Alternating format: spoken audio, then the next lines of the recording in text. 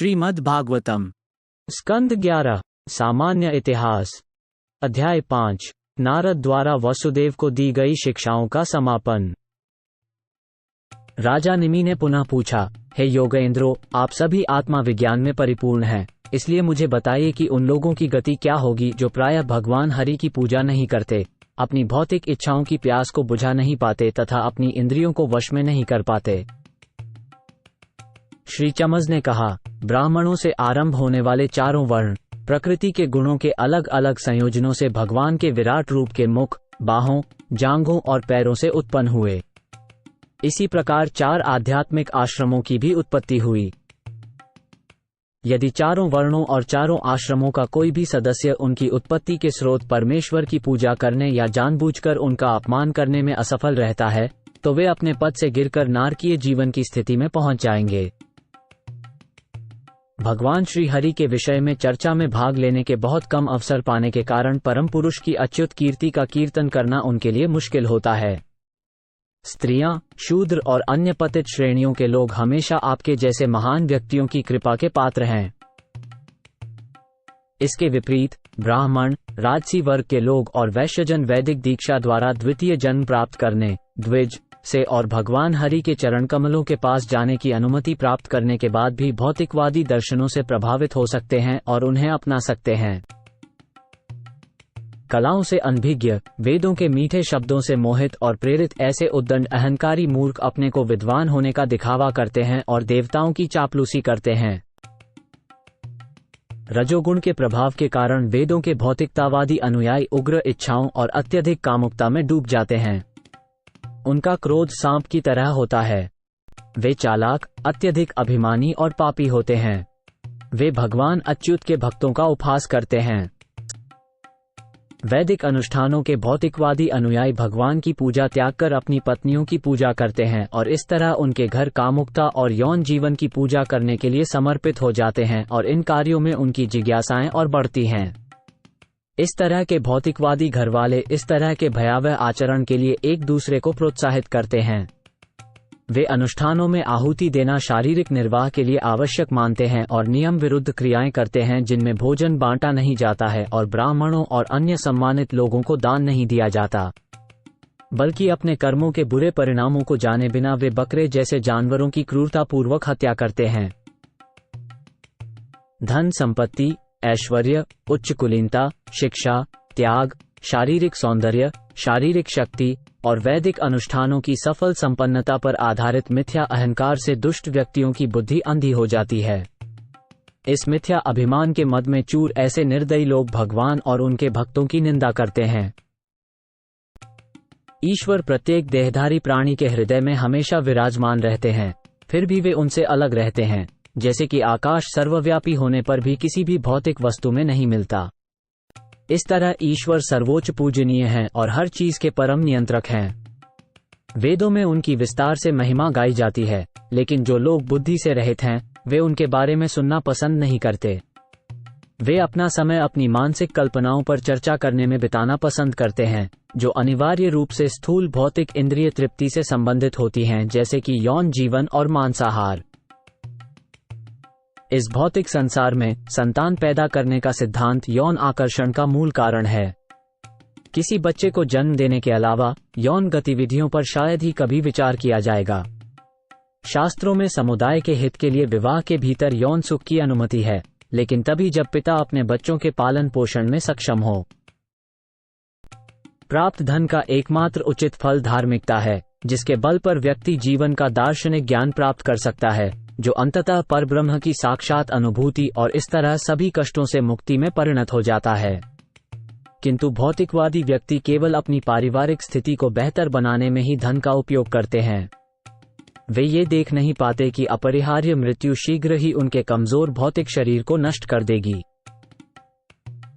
वैदिक आज्ञाओं के अनुसार जब यज्ञ में शराब अर्पित की जाती है, तो इसे सूंघकर सेवन किया जाना चाहिए, न कि पिया जाना चाहिए। इसी तरह यज्ञ में पशु बलि की अनुमति है, लेकिन व्यापक पशु वध का कोई प्रावधान नहीं है। धार्मिक यौन जीवन की भी अनुमति है, लेकिन विवाह में केवल संतान उत्पन्न करने के लिए, शरीर के कामुक शोषण के लिए नहीं। दुर्भाग्य से हालांकि कम बुद्धि वाले भौतिकवादी यह नहीं समझ पाते हैं कि जीवन में उनके सभी कर्तव्यों को पूरी तरह से आध्यात्मिक स्तर पर निभाया जाना चाहिए। वे पापी प्राणी जो असली धर्म से अनभिज्ञ हैं, फिर भी खुद को पूर्णतः पवित्र मानते हैं, निर्दोष पशुओं के प्रति बिना किसी ग्लानि के हिंसा करते हैं, जो उन पर पूरी तरह से भरोसा करते हैं। अपने अगले जन्म में ऐसे पापी प्राणियों को उन्हीं प्राणियों द्वारा खाया जाएगा जिन्हें उन्होंने इस दुनिया में मार डाला है। अपने मृतक आत्मीय भौतिक शरीर और परिवार सुविधाओं से बद्ध व्यक्ति पूरी तरह बंध जाते हैं। ऐसी अनहकारी तथा मूर्ख अवस्था में बंधे हुए जीव अन्य जीवों के साथ साथ सर्वोच्च भगवान हरि से भी ईर्ष्या करते हैं, जो सभी प्राणियों के हृदय में वास करते हैं। इस प्रकार दूसरों से ईर्ष्या करके बंधे हुए जीव धीरे धीरे नरक में गिरते हैं।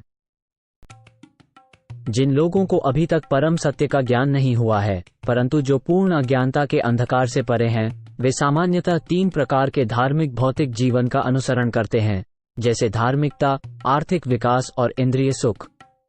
किसी उच्च उद्देश्य पर विचार करने के लिए समय न होने के कारण वे अपनी ही आत्मा के हत्यारे बन जाते हैं।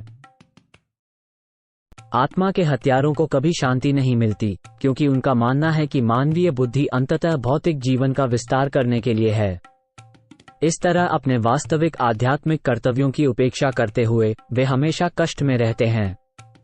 वे महान आशाओं और सपनों से भरे होते हैं, लेकिन दुर्भाग्य से ये सभी समय की अपरिहार्य गति से हमेशा नष्ट हो जाते हैं। जिन लोगों ने भगवान की माया के जाल में आकर भगवान वासुदेव से मुंह मोड़ लिया है, उन्हें अंत में अपने तथाकथित घर, बच्चे, मित्र, पत्नियां तथा प्रेमीजनों को छोड़ना पड़ता है, क्योंकि ये सब भगवान की माया से उत्पन्न हुए थे और ऐसे लोग अपनी इच्छा के विरुद्ध ब्रह्मांड के घोर अंधकार में प्रवेश करते हैं।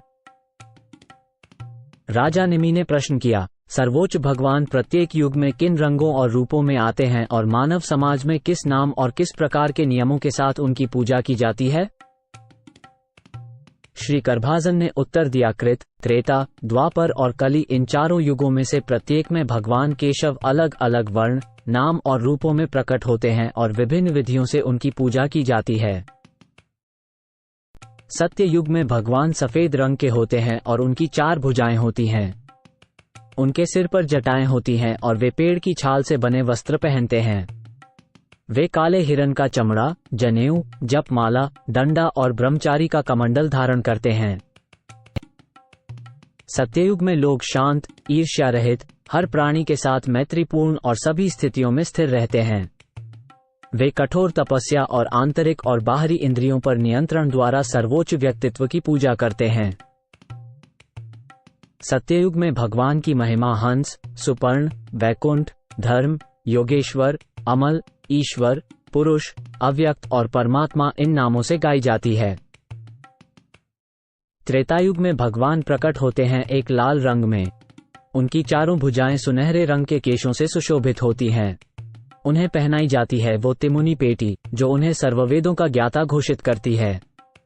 उनके ज्ञान का प्रमाण बनते हैं ऋग, साम और यजुर्वेद, जो अपने में वैदिक यज्ञ के ज्ञान से परिपूर्ण हैं। उनके प्रतीक श्रुक, श्रु आदि यज्ञ के पात्र बनते हैं।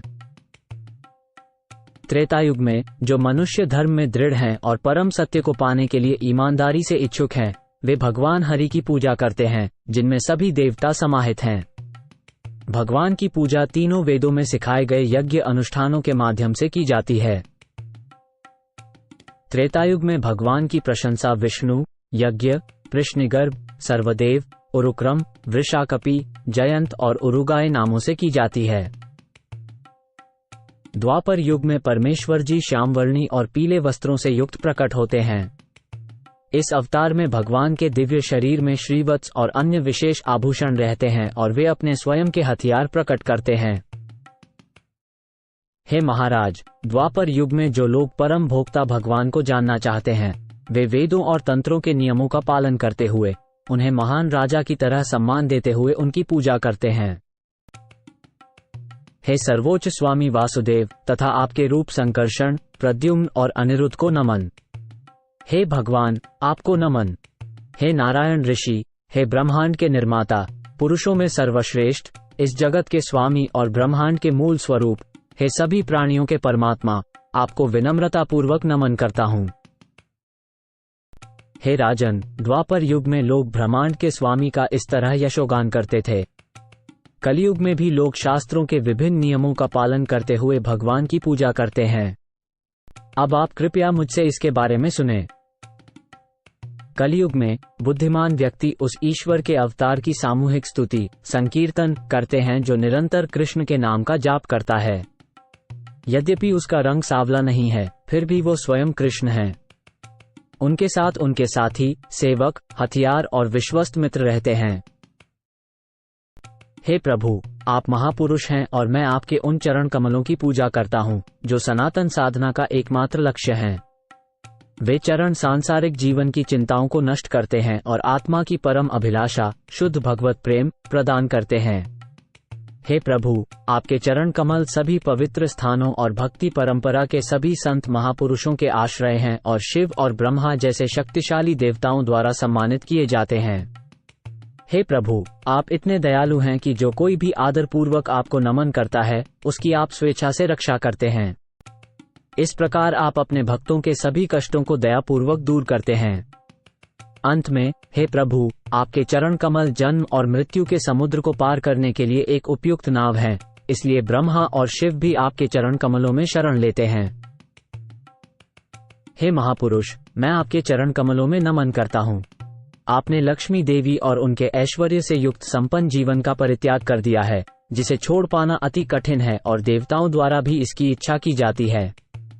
इस प्रकार धर्मपथ के श्रद्धालु अनुयायी होकर आप ब्राह्मण के शाप को मानकर वन की ओर चल पड़े। आपकी दयालुता से आपने उन भटकते पतित जीवों के लिए रास्ता बनाया जो मिथ्या भोग के लिए भटक रहे हैं, और साथ ही आप खुद अपनी वांछित वस्तु भगवान श्याम सुंदर को ढूंढने में लगे हुए हैं। इस प्रकार हे राजन, भगवान हरि जीवन के सभी मनचाहे लाभों को देने वाले हैं। समझदार मनुष्य भगवान के विशेष रूपों और नामों की आराधना करते हैं जिन्हें भगवान ने अलग अलग युगों में प्रकट किया है। जो सचमुच ज्ञानी है वे इस कलयुग के वास्तविक महत्व को समझते हैं। ऐसे प्रबुद्ध लोग कलयुग की वंदना करते हैं, क्योंकि इस पतित युग में जीवन की पूरी पूर्णता संकीर्तन के माध्यम से आसानी से प्राप्त की जा सकती है। सचमुच भौतिक दुनिया में इधर उधर भटकने को विवश किए गए देहधारी प्राणियों के लिए भगवान के संकीर्तन आंदोलन से बढ़कर कोई संभावित लाभ नहीं है, जिसके द्वारा वे परम शांति प्राप्त कर सकते हैं और अपने को बार बार जन्म मृत्यु के चक्र से मुक्त कर सकते हैं। हे राजा, सत्य युग और उसके पहले के अन्य युगों के निवासी इस कलयुग में जन्म लेने की इच्छा रखते हैं, क्योंकि इस युग में भगवान नारायण के कई भक्त होंगे। ये भक्त विभिन्न स्थानों पर प्रकट होंगे, लेकिन दक्षिण भारत में विशेष रूप से होंगे। हे मनुष्यों के स्वामी, कलयुग में जो व्यक्ति द्रविड़ देश की पवित्र नदियों जैसे कि ताम्रपर्णी, कृतमाला, पस्विनी, अत्यंत पवित्र कावेरी और प्रतीची महानदी का जल पिएंगे, वे सभी भगवान वासुदेव के शुद्ध हृदय वाले भक्त होंगे। हे राजन, जो व्यक्ति सभी भौतिक कर्तव्यों को त्याग कर उन मुकुंद के चरण कमलों की शरण में है, जो सभी को आश्रय प्रदान करते हैं, उसे देवताओं, ऋषियों, सामान्य जीवों, रिश्तेदारों, मित्रों, मानव जाति या अपने पुरखों का भी ऋणी नहीं रहना पड़ता है। चूंकि सभी प्राणियों के ये वर्ग सर्वोच्च प्रभु के ही अंश हैं, अतः जिसने प्रभु की सेवा में आत्मसमर्पण कर दिया है, उसे ऐसे व्यक्तियों की अलग से सेवा करने की आवश्यकता नहीं है। वो व्यक्ति जो सभी अन्य कार्यों को छोड़कर भगवान हरि के चरणों में पूर्ण शरण ले लेता है, वो भगवान को अत्यंत प्रिय होता है।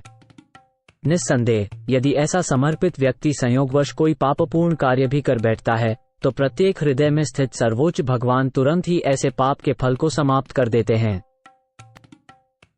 नारद मुनि कही गए। इस प्रकार से भक्तियोग की बातें सुनकर मिथिला के राजा निमि संतुष्ट हुए और अपने पुरोहितों सहित जयंत के मेधावी पुत्रों का सत्कार किया। तत्पश्चात वे सिद्ध मुनिगण वहां उपस्थित सभी की आंखों के सामने से अदृश्य हो गए। राजा निमि ने उनसे सीखे गए आध्यात्मिक जीवन के नियमों का श्रद्धापूर्वक पालन किया और इस प्रकार जीवन के सर्वोच्च लक्ष्य को प्राप्त किया। हे परम भाग्यशाली वसुदेव, आपने जो भक्ति के नियम सुने हैं, उनका विश्वास के साथ पालन करें और इस प्रकार भौतिक संबंधों से मुक्त होकर आप परम पुरुष को प्राप्त होंगे। निसंदेह पूरी दुनिया आपके और आपकी पत्नी के यश से भर गई है, क्योंकि भगवान हरि ने आपके पुत्र के रूप में अवतार लिया है। हे वसुदेव, आप व आपकी श्रेष्ठ पत्नी देवकी ने भगवान श्री कृष्ण को अपने पुत्र के रूप में स्वीकार करके उनके प्रति अत्यंत दिव्य प्रेम का परिचय दिया है। निस्संदेह आप दोनों ने हमेशा भगवान को देखा है, उन्हें प्यार किया है, उनसे बात की है, उनके साथ विश्राम किया है, एक साथ बैठे हैं और उनके साथ भोजन किया है। भगवान के साथ ऐसे स्नेहपूर्ण और घनिष्ठ संबंधों के कारण निस्संदेह आप दोनों ने अपने हृदयों को पूरी तरह से शुद्ध कर लिया है। दूसरे शब्दों में, आप दोनों पहले से ही पूर्ण हैं। शिशुपाल, पौंड्रेक और शाल्व जैसे विरोधी राजा भी लगातार भगवान कृष्ण के बारे में सोचते रहते थे। वे सोते, बैठते या अन्य काम करते हुए भी ईर्ष्या भाव से भगवान के चलने फिरने, उनकी क्रीड़ाओं, भक्तों पर उनकी प्रेमपूर्ण दृष्टि और उनके आकर्षक स्वरूप के बारे में ध्यान करते थे। इस तरह कृष्ण में सदा लीन रहने पर उन्हें भगवान के धाम में मुक्ति मिल गई। तो फिर लोगों के बारे में क्या कहा जा सकता है जो अनुकूल प्रेम भाव से लगातार भगवान कृष्ण पर मन लगाते हैं? कृष्ण को एक सामान्य बालक ना समझें, क्योंकि वे भगवान, अव्यय और सबके आत्मा हैं। भगवान ने अपने वैभव को छुपा रखा है, इसलिए वे बाहर से एक सामान्य मनुष्य की तरह दिखते हैं। भगवान श्री हरि पृथ्वी के बोझ महा आसुरी राजाओं का नाश करने और संत भक्तों का रक्षण करने के लिए अवतरित हुए, किंतु असुर और भक्त दोनों को भगवान की कृपा से मुक्ति प्रदान की जाती है। इस प्रकार उनकी दिव्य प्रसिद्धि ब्रह्मांड में फैल गई। श्री सुखदेव गोस्वामी ने कहा, ये कथा सुनकर परम भाग्यशाली वसुदेव आश्चर्यचकित हो गए। इस प्रकार उन्होंने और उनकी भाग्यशालिनी पत्नी देवकी ने उस भ्रम और चिंता को त्याग दिया जिसने उनके हृदयों में घर कर लिया था। जो स्थिर चित होकर इस पवित्र ऐतिहासिक कथा का ध्यान करता है, वह इसी जीवन में अपने सारे पापों से मुक्त होकर मोक्ष को प्राप्त कर लेगा।